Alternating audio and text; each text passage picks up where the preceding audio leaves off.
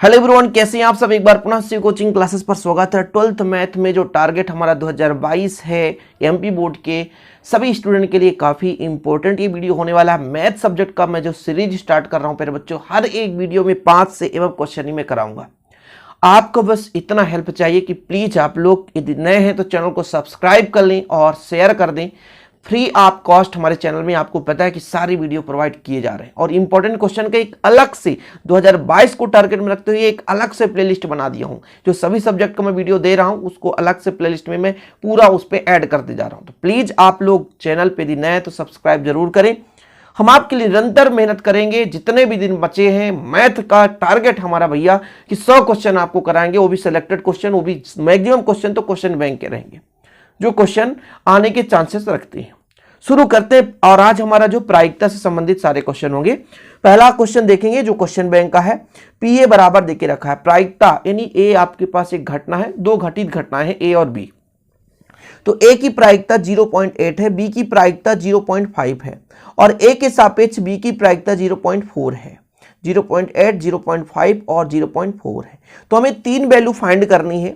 जो आपकी प्रोबेबिलिटी है, प्रायिकता है ए सर्वनिष्ठ बी, प्रायिकता बी के रिस्पेक्ट में ए की कितनी है, फिर आपका ए संग बी। थोड़ा सा लाइटिंग का प्रॉब्लम है, इसके लिए सॉरी। ठीक है, लाइट आता जाता रहता है। गांव से मैं रहने वाला है, आपको पता है गांव से मैं बिलोंग करता हूं, गांव में ही रहता हूं, तो लाइट तो बार बार आता जाता है। इन्वर्टर थोड़ा सा, वो भी जब लाइटिंग की कंडीशन गड़बड़ होती है तो इन्वर्टर से भी थोड़ा सा प्रॉब्लम होती है। आपको समझना है यहाँ पर बेहतरीन रूप से। चलिए हल करते हैं मेरे बच्चों। हल पहले जो भी दे के रखा है उसको आप लिख लो बिंदास। पी ए बराबर कितना है 0.8। ओके, आपके पास पी बी बराबर वैल्यू 0.5 और जो पी है ए के रिस्पेक्ट में बी की प्रायिकता है वो 0.4 है।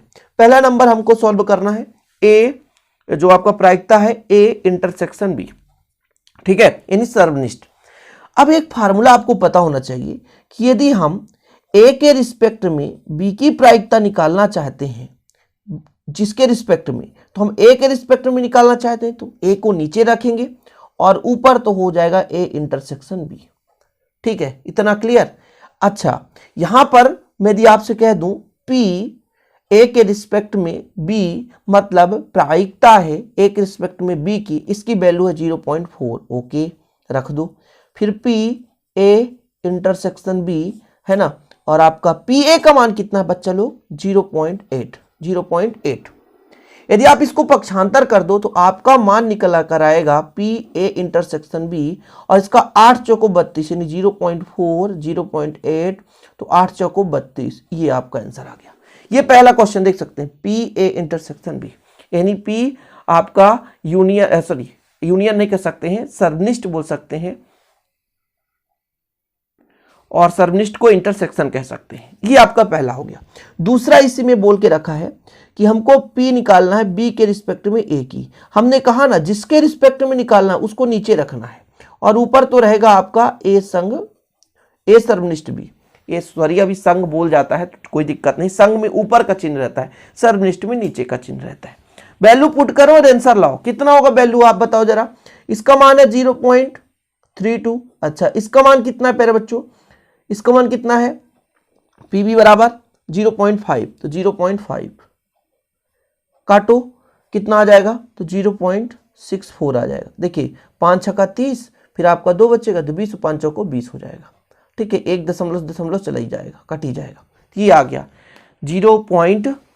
कितना हो जाएगा 64। क्लियर यहाँ तक। यदि आपको इसका भी कैलकुलेशन ना बन रहा हो, थोड़ा सा मैं आपको बता देना चाहता हूँ। 0.32 है और 0. आपका 5 है।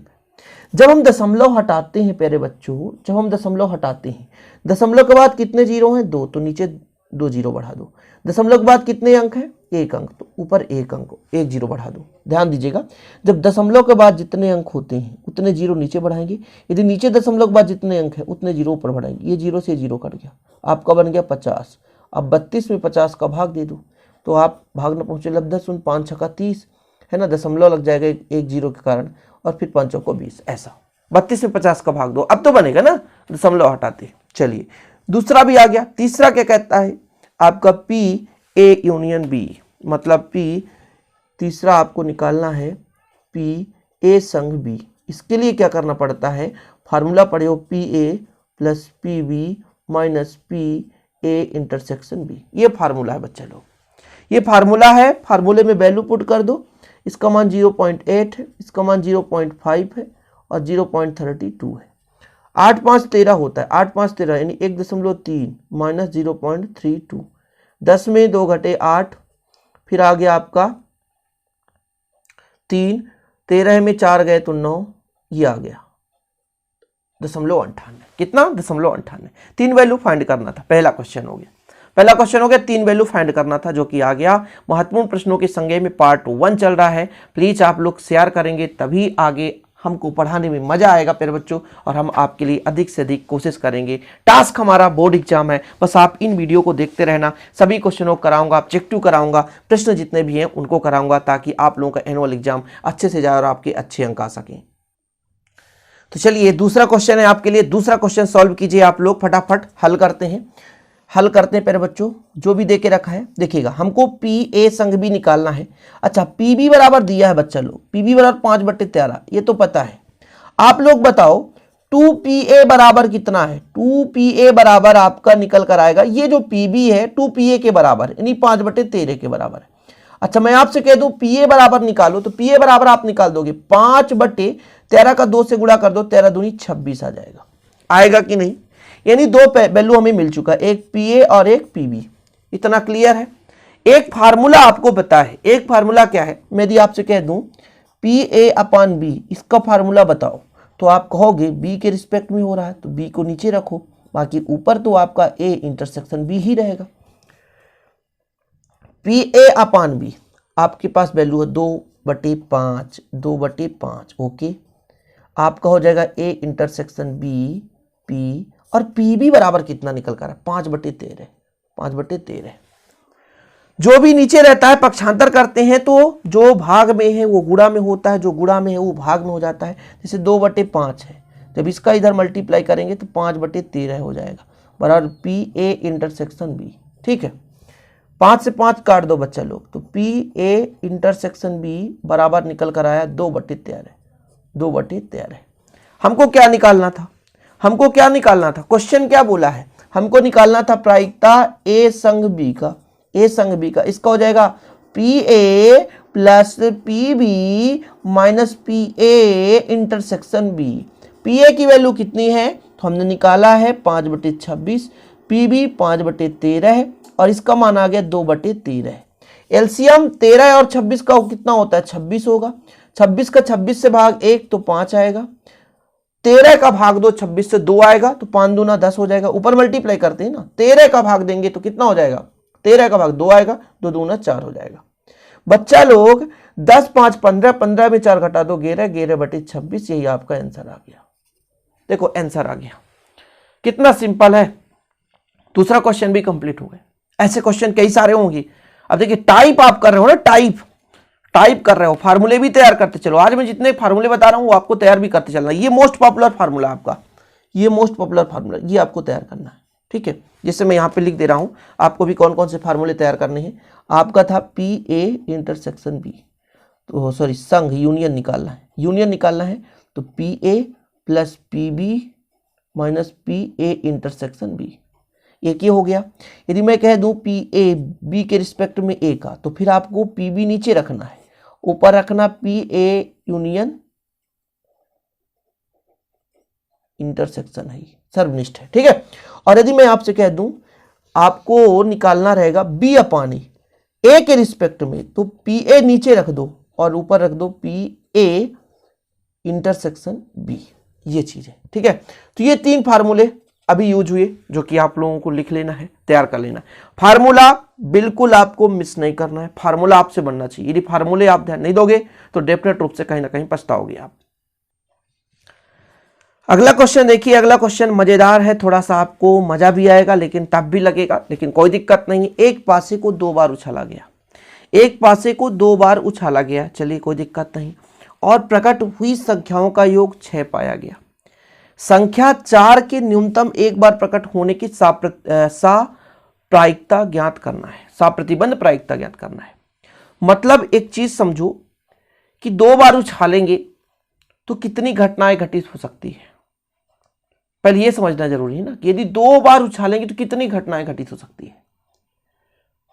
तो टोटल जो प्रतिदर्श समष्टि आएगी 36 हो सकती है। जैसे 2 पासे को एक साथ उछालते हैं, हम एक ही पासे को 2 बार उछालते हैं तो 2 पासा समझ लेते हैं। तो टोटल यदि हम प्रतिदर्श समष्टि निकालें तो एक पासे में 6 पलक होते हैं, यदि 2 बार उछालेंगे तो 36 प्रकार से हो सकता है। तो प्रतिदर्श समष्टि यदि हम आपसे कहें, प्रतिदर्श समष्टि number of S, total event आएंगे 36, टोटल घटनाएं आएंगे 36। इतना क्लियर है। अब हम कह दें कि किसी ना किसी एक पासे में 4 जरूर आए। जैसे पहले पासे में टोटल मान लीजिए, हम यहां पर आपको थोड़ा सा बताना चाहते हैं कि एक पासा ए हो गया, पहली बार हम किए तो 1 2 3 4 5 और 6। दूसरी बार उछाले तो 1 2 3 4 5 और 6, इतना ही आ सकता है। लेकिन पहली बार में 1 आया, फिर ये 1 आ, दूसरी बार में इसका भी 1 आया। ये यदि ये 1 आया रहा होगा तो ये 2 आया रहा होगा, 1 आया रहा होगा तो इसका 3 आया रहा होगा, 1 या तो इसका 4 आ सकता है, या तो 5 आ सकता है, या तो 6 आ सकता है। यानी 1 का 6 के साथ कॉम्बिनेशन, तो 6 है टोटल, तो 36 के साथ कॉम्बिनेशन, ऐसा होता है। आप समझ नहीं पा रहे होंगे मैं क्या कहना चाहता हूं। मान लीजिए ए को उछाला, 1 आया, हो सकता है बी में 1 आया रहा हो, 2 आया रहा हो, 3 आया रहा हो, 4 आया रहा हो, 5 आया रहा हो, 6 आया रहा हो। मतलब पहली बार हमने माना कि 1 आया, कितने आ सकते हैं, हमने तो एक ही बार उछाला, लेकिन टोटल घटना कितनी संभावित थी, टोटल 36 संभावित थी, इसलिए प्रतिदर्श समष्टि हमने 36 कर दो। ठीक है। अच्छा, संख्या 4 की न्यूनतम एक बार आने की प्रायिकता, मतलब हम ए मानकर चलते हैं कि एक घटना घटित हो रही है, संख्या 4, देखो ना जरा, संख्या 4 की न्यूनतम एक बार तो आए ही आए, 2 बार चलेगा, न्यूनतम एक बार आने की घटना, थोड़ा सा समय लगेगा लेकिन समझोगे जरूर आप लोग। देखिएगा जरा, पहले पासे में 4, दूसरे में 1 आया रहा होगा, पहले पासे में 4, दूसरे में 2 आया रहा होगा, पहले बार में 4, दूसरे में 3 आया रहा होगा, 4 दूसरे में भी 4 आया रहा होगा, 4 दूसरे में 5 आया रहा होगा, या कि 4 6 आया रहा होगा। अच्छा, दूसरे में 1, पहले में 4 आया रहा होगा, दूसरे में 2, पहले में 2, दूसरे में 4 आया रहा होगा, पहले में 3 आ गया, दूसरे में 4, फिर 4 4 तो है ही है, फिर 5 आया रहा हो तो 4, 6 आया रहा हो तो 4, कम से कम एक बार 4 होना चाहिए, 2 बार तो हो तो चलेगा। टोटल पता करो, 1 2 3 4 5 6 7 8 9 10 11, मतलब नंबर ऑफ ए बच्चा लोग कितना निकाल कर आया, 11 आया। इतना क्लियर है। फिर क्या कहता है, प्रकट हुई संख्याओं का योग 6 पाया गया, यह घटना घटित हो गया, तब इसकी निकालनी है। 2 घटनाएं हो रही है ना, तो हम इसको ए मानकर चले, मतलब ए का निकालना है, जबकि कितना पाया गया है, अंकों का योग 6 पाया गया। तो यहां पर लिखना है कि बी दूसरा हमारा एक प्रतिबंध दे के रखा है कि दोनों पासों में आए संख्याओं का योग 6, दोनों पासों में आए संख्याओं का योग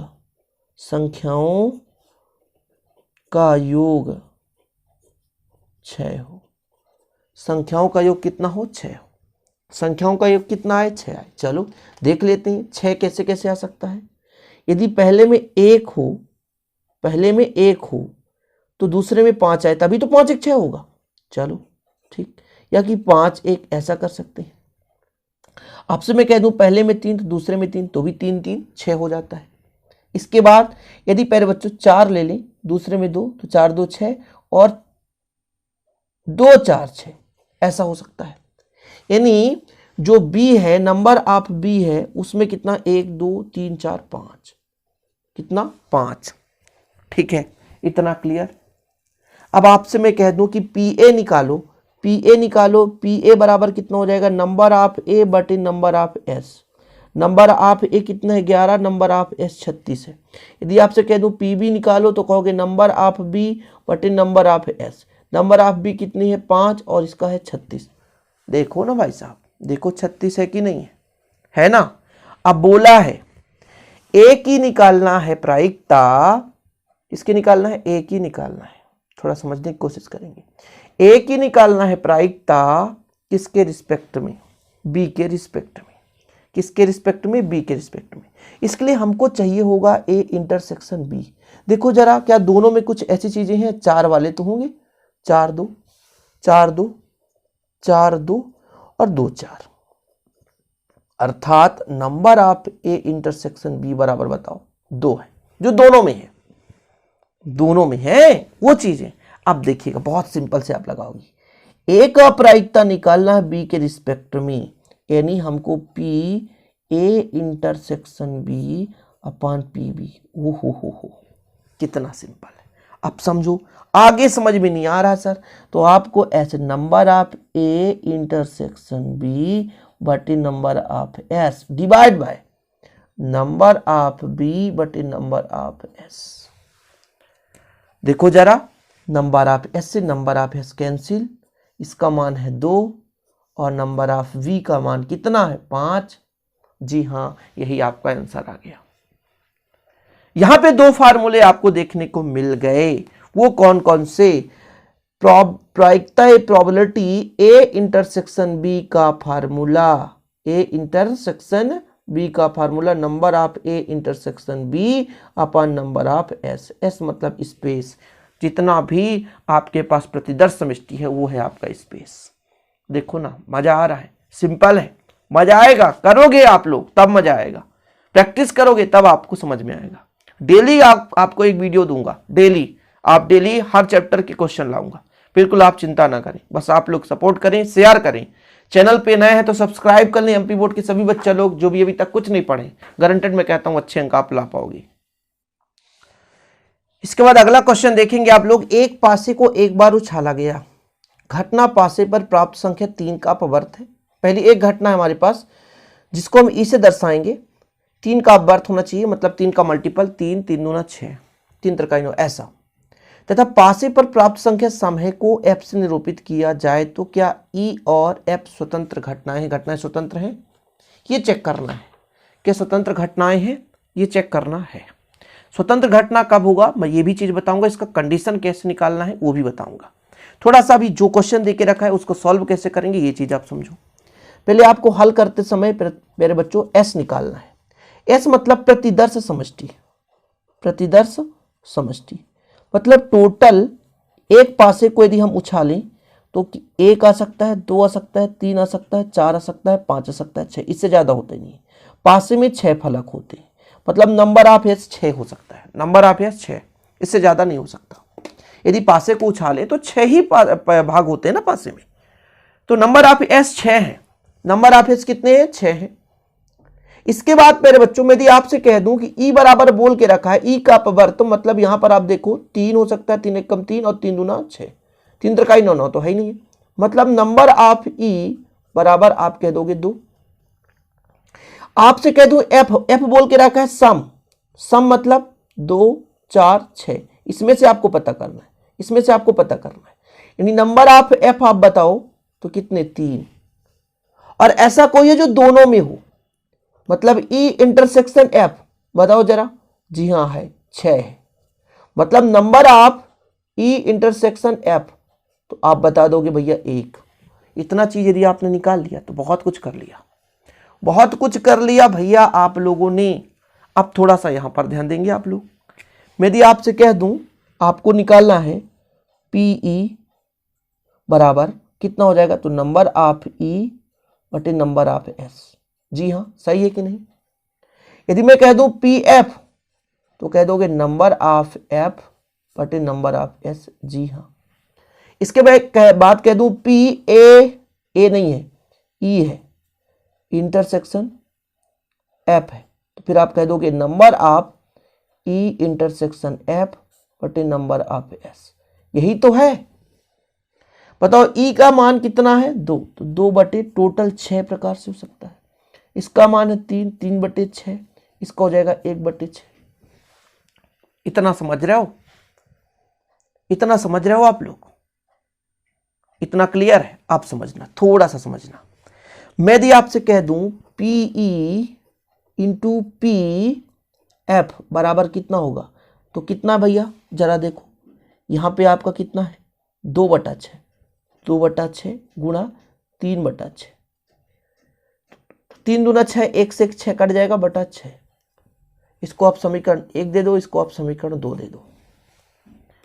अब यदि समीकरण 1 और 2 से देखें तो चूंकि P E multiple P F बराबर है पी ई इंटरसेक्शन एफ, यदि ये दोनों बराबर हो जाएं, और यही कंडीशन होता है ई और एफ के स्वतंत्र होने की घटनाएं, दो घटना घटित हो रहे हैं यदि वो स्वतंत्र हैं, कब?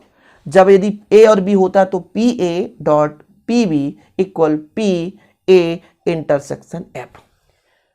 तब हम कह सकते अतः, आपको लिखना पड़ेगा अतः ई व एफ स्वतंत्र घटनाएं क्या है? स्वतंत्र घटनाएं हैं। बस ये आ गया आपका क्वेश्चन, स्वतंत्र घटनाएं हैं। अगला क्वेश्चन देखिए, अगला क्वेश्चन आपके लिए, दर्शाइए कि ए या बी स्वतंत्र घटनाएं हैं। पहले आपको पता है स्वतंत्र घटनाएं हैं, तो हमको ए या बी में से न्यूनतम एक के होने की प्रायिकता इतनी है, ये हमको सिद्ध करना है, और बोल के रखा है ए और बी स्वतंत्र घटनाएं हैं। हल, हमने आपको अभी बताया कि चूंकि ए व बी क्या है? स्वतंत्र घटनाएं, स्वतंत्र घटनाएं हैं। और जब स्वतंत्र घटना है तब एक कंडीशन आपको पता है कि P A into P B का मल्टीपल जो होता है पी ए इंटरसेक्शन बी के बराबर होता है। क्लियर? इतना तो पता है। अब बोल के रखा है कि सिद्ध ये करना है पी ए या बी में न्यूनतम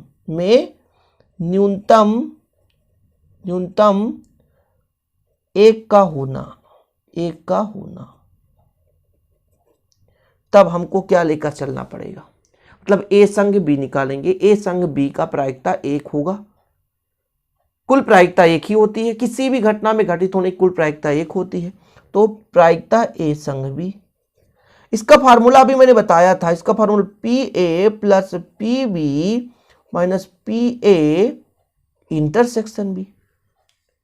इतना क्लियर है? अच्छा, पी ए रहने दो बच्चा लोग, पी बी को भी रहने दो बच्चा लोग। पी ए इंटरसेक्शन बी बराबर आप इसको लिख सकते, देखो ना, क्योंकि ए और बी स्वतंत्र घटनाएं हैं। जब ए और बी स्वतंत्र घटनाएं हैं तो इसके बराबर होता है P A into P B. Okay, समझ में आया? ओके, इतना तो मजा आ गया होगा।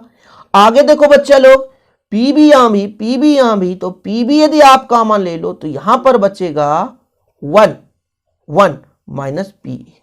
जी हां, और 1 माइनस पी ए का मतलब यह हुआ, 1 माइनस पी ए का मतलब यह हुआ कि ए की घटना ना होने की प्रायिकता, घटना घटित होने की प्रायिकता आपका ए है। यदि मैं कह दूं कि P A plus P B P A dash बराबर 1, तो बिल्कुल सही है। पी ए घटना घटित होने की प्रायिकता है, तो पी ए डैश घटना घटित ना होने की प्रायिकता टोटल होता है 1। तो यदि मैं कह दूं 1 माइनस पी ए, तो आप कह दोगे पी ए डैश। समझ रहे हैं? तो 1 माइनस पी ए बराबर पी ए डैश कर सकते हो। 1 माइनस पी ए घटना घटित होने की प्रायिकता है, जब 1 में से घटाते हैं तो घटना ना घटित होने की प्रायिकता होती है। अच्छा, यहां पर डैश हो गया, इसको भी हमने घटित होने की प्रायिकता, इसको हम ऐसा यदि कन्वर्ट कर दें घटित ना होने की प्रायिकता, तो ए डैश आप भी कह दोगे, यहां पे हो जाएगा P B into P A dash. अब जरा थोड़ा सा देखो आप लोग, इन दोनों में कुछ कॉमन आ रहा है, इन दोनों में कुछ कॉमन आ रहा है, कॉमन आ रहा है, माइनस कॉमन ले लो, तो यहां पर यदि आप पी ए डैश को कॉमन ले लो, ये ब्रैकेट में ये बचेगा पी ए डैश दोनों में है बच्चा लोग, कॉमन ले लो, तो यहां पर बचेगा 1, और माइनस कॉमन लेने से अंदर का चिन्ह तो बदलेगा, तो प्लस का यहाँ माइनस हो गया, क्योंकि जब माइनस का गुणा होगा तो क्या हो जाएगा, क्या हो जाएगा, प्लस हो जाएगा। अच्छा, मैंने अभी कहा था ये तो पी ए डैश है तो रहने दो, मैंने अभी कहा था कि पीबी है तो बी के घटना घटित होने की प्रायिकता है। अब 1 माइनस पीबी कर देंगे तो घटना ना घटित होने की प्रायिकता निकल कर आ चुकी है। और यही हमको प्रूव करना था, यही चीज हमको प्रूव करना था, यही आपका क्वेश्चन था। यही बोल रखा था कि 1 minus P A dash PB dash को प्राप्त करना है। ठीक है, समझ में आया ये क्वेश्चन। जितने भी हो प्यारे बच्चों, चाहे एक पासे को हम एक बार उछाले, चाहे 2 बार उछाले, 3 बार उछाले, फार्मूला सब में तो वही लग रहा है। ए और बी का न्यूनतम मान होना चाहिए, ये चीज पूछा था आपसे और प्रूव करने के लिए बोला था, अपन ने प्रूव कर दिया। उम्मीद करता हूं यहां तक तो आप क्लियर कर लिए होंगे। अगला क्वेश्चन है आपके लिए, एक पासे को 3 बार उछाला जाता है तो कम से कम एक बार विषम संख्या प्राप्त होने की प्रायिकता निकालनी। 3 बार उछालेंगे पासे को तो कम से कम एक बार आपका विषम हो। तो पहले आप एक काम करो, विषम संख्या न आने की प्रायिकता निकाल दो। कितने में विषम संख्या नहीं आ रहा है, कितने में विषम संख्या नहीं आ रहा, उसकी प्रायिकता निकाल दो। फिर 1 में घटा दो तो कम से कम एक बार विषम संख्या आने की प्रायिकता निकल आएगी। फिर भी आपको दिक्कत हो गया, एक पासे को 3 बार उछाला जाता है तो एक बार विषम संख्या प्राप्त, कम से कम एक बार विषम संख्या आए। तो पहले ऐसा निकालो ना, एक भी बार विषम संख्या ना आए, विषम संख्या आए ही नहीं, विषम संख्या एक बार भी नहीं आए उसका निकाल लो, फिर 1 में घटा दो तो कम से कम एक बार आ जाएगा। जब भी आपको प्रायिकता निकालना हो कम से कम एक बार के लिए तो 1 में घटाना है, एक बार भी ना आए उसका निकाल दो। मैं मान के चलता हूं एक बार भी नहीं आया प्रायिकता, एक बार भी घटना नहीं आई, तो उसकी कितनी संख्या है 1 में आपको माइनस कर देना है। तो पहले हम यहां पर यदि 3 को एक साथ, 3 पासे को 6 गुणे 6 गुणे 6, 6 36 छक्का 316, 6 36 छक्का कितना हो जाएगा, 216 हो जाएगा। भैया इतना लंबा चौड़ा करेंगे तो दिक्कत हो जाएगी, तो इसको हम अलग ढंग से सॉल्व करेंगे। हम एक पासे के लिए बात करेंगे, पहले हल करते हैं। एक पासे को उछालने पर, फिर अपन गुणा कर देंगे बाद में, उछालने पर प्रतिदर्श समष्टि, एक पासे को उछालेंगे, बताओ जरा प्रतिदर्श समष्टि एस बराबर तो कितना आएगा, 1 2 3 4 5 और 6 आएगा। नंबर ऑफ एस बच्चा लोग 6। क्लियर? बोला है विषम संख्या कम से कम एक बार आए। पहले तो देख लेते हैं विषम संख्या कितना आ रहा है। विषम संख्या कितना, विषम संख्या कौन कौन से विषम संख्या जरा बताओ। आपके विषम संख्या 1 है, 3 है और 5 है। इसको मैं मान के चलता हूं ए है, तो नंबर ऑफ ए बता दो जरा, 3। नंबर ऑफ ए कितना हो गया, 3। तो मैं आपसे कह दूं प्रायिकता निकालो बच्चा लोग, तो नंबर ऑफ ए बटे नंबर ऑफ एस मतलब 3/6 मतलब 1/2। 3 1 कम 3, 3 दूना 6, तो 1/2 आया। विषम संख्या आया इतना, और आपसे बोला था विषम संख्या नहीं आए तो क्या होगा, विषम संख्या ना आने की प्रायिकता, या तो आप डैश लगा दो या तो आप पी ए बार लगा दो, 1 माइनस पी ए हो जाएगा। चाहे आप डैश लगाओ चाहे बार लगाओ, वही चीज है। यहां पे मार्ट जैसा दिख रहा होगा तो पी ए मतलब विषम संख्या नहीं आए उसकी प्रायिकता 1 माइनस 1/2, यानी 2 1 कम 2 और 2 में 1 घटाएंगे तो आपका 1/2 ही आ रहा है।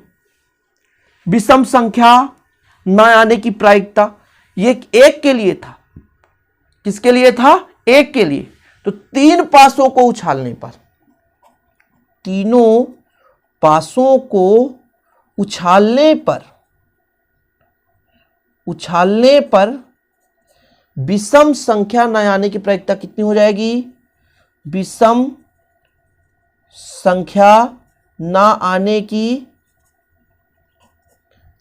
की प्रायिकता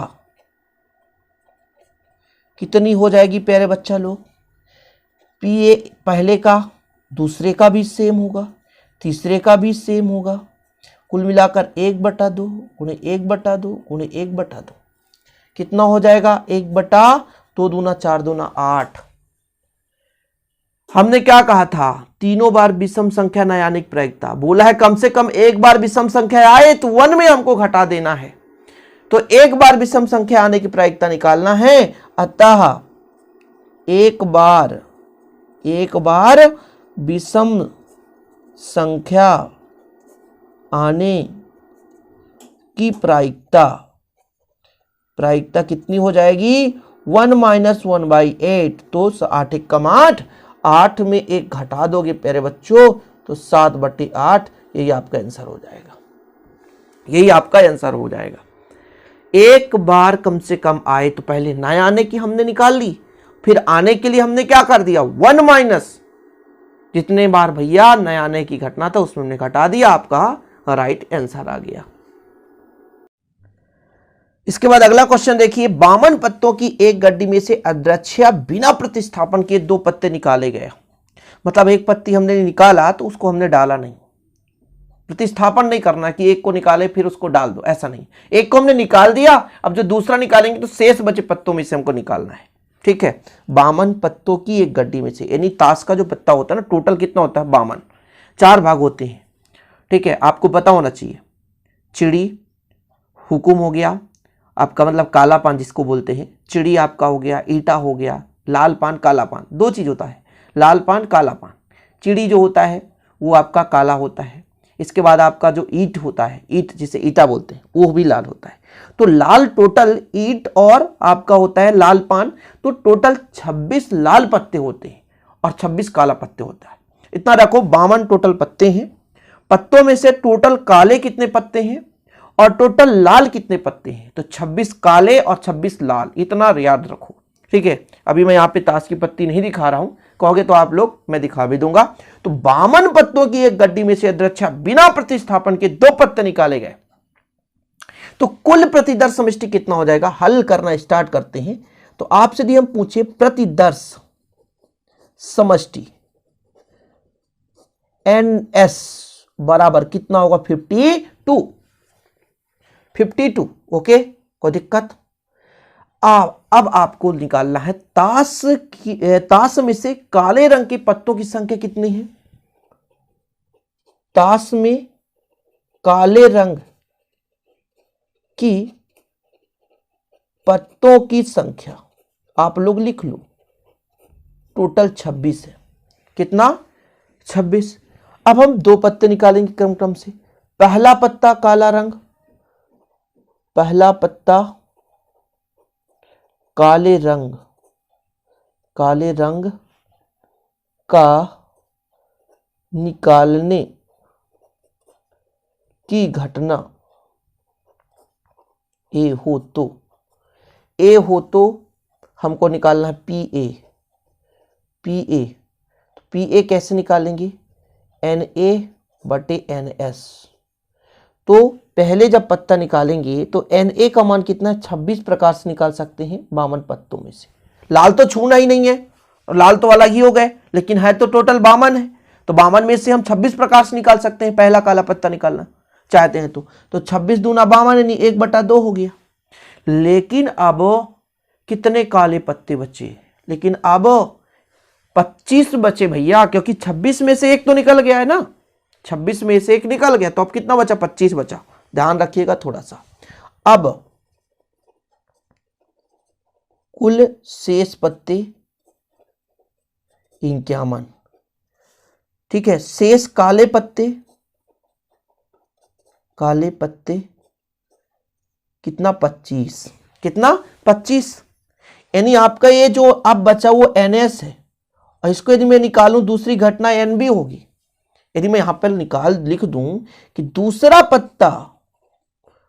पत्ता काले रंग का निकालने